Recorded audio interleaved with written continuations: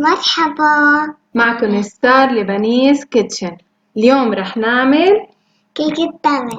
قبل ما نبلش ما تنسوا إذا عجبكم الفيديو تعملوا لايك وشير وسبسكرايب وتفعلوا جرس التنبيهات عشان تجيب جديد.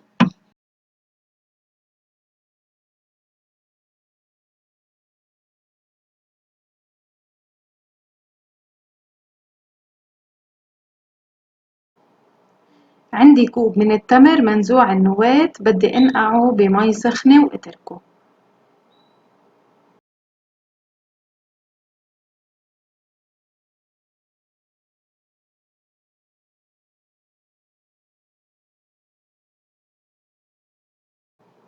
بخلطه بالشوكة مع المي السخنة وبتركن على جنب تا يبرد. بهالوقت رح جمع كل المواد الجافة بجاط واحد. كوب ونص من الطحين الأبيض، نص كوب سكر،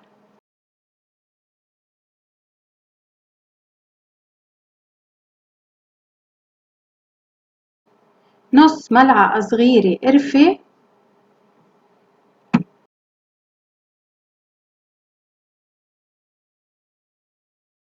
ملعقة طعام بيكنج باودر، نص ملعقة بيكنج صودا أو كربونة، ملعقة صغيرة نسكافيه، وبخلطن.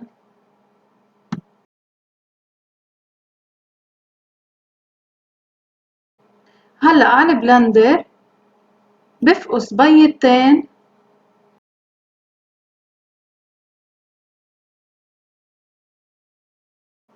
مع رشة هيل مطحون ورشة ملح.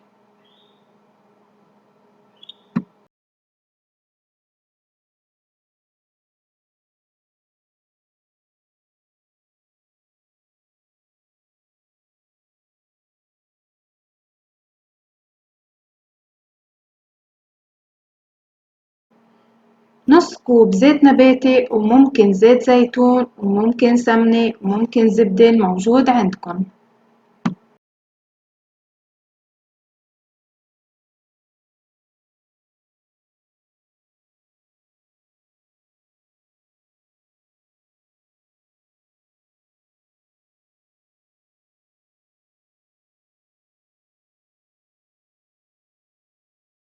وعلبة القشطة،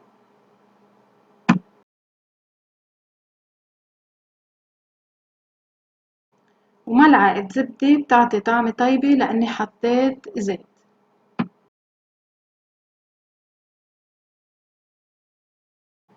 وهلأ بحط التمر وبرجع بخلط.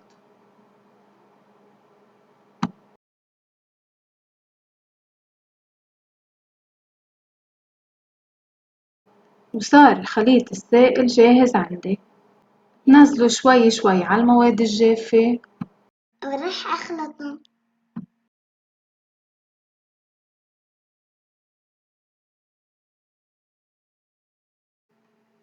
أول ما يتجانس عندي بصبه بالقالب. دهنت القالب بشوية زيت نباتي، ورح حط قشر اللوز. ممكن نستغني عنه إذا ما موجود عندكن.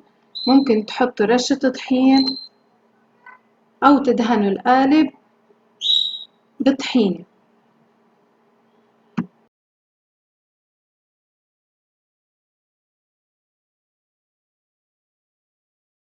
حميت الفرن من تحت على حرارة 170 سلسيوس، وبحط الصينية بنص الفرن. أخد معي تقريبا 35 دقيقة، وإنتو حسب فرنكن ممكن ياخد 30، بس قبل 30 ما بنفتح الفرن أبدا.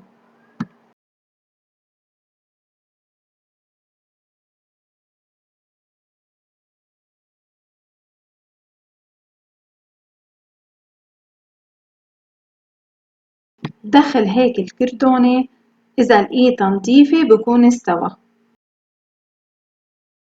رح اتركه يبرد بحرارة المطبخ وبعدها بقلبه، ريحته كتير حلو. ومع قطرات من العسل ممكن تحطوا على وجهه أي شي متوفر عندكن، قطر، كراميل، حليب مكثف. لاقوني بوصفات كيكات متنوعة وشهية وناجحة 100%.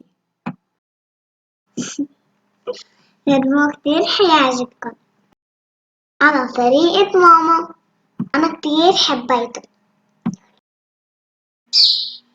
كل المعلومات أو المقادير اللي رح تحتاجوها بتلاقوها تحت بصندوق الوصف.